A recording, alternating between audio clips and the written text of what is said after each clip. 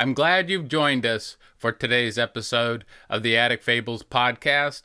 Today's story challenges us to adjust to life's changes. Things change. We can't stop time, nor can we turn back the clock. Life changes for everyone.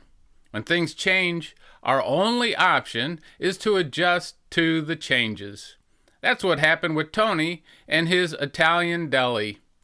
A few weeks ago, Toni decided to make a drastic change to his deli. Toni had started the Italian deli soon after immigrating to the United States from Italy. Almost everyone in the neighborhood was Italian, so for many years, Toni had a steady stream of customers.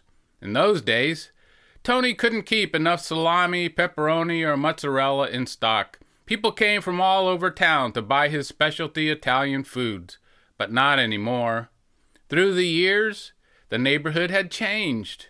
Years ago, his customers were named Mario and Luisa.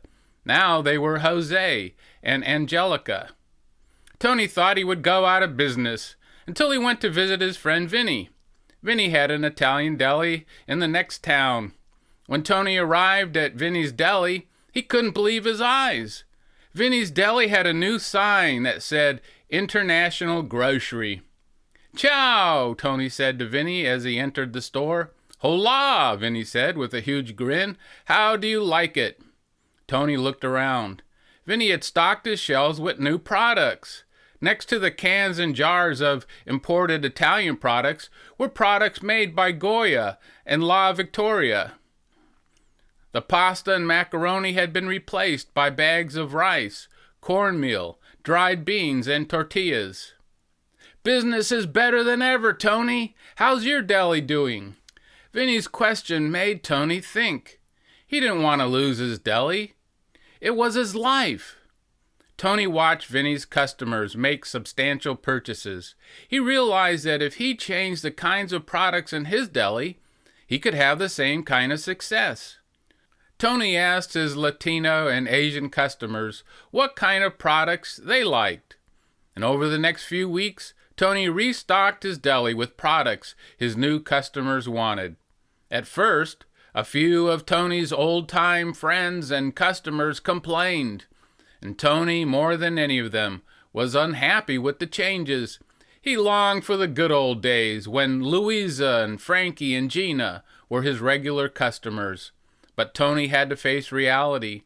Today, his customers were named Garcia or Gonzalez, or they were Asians with names like Choi or Kim.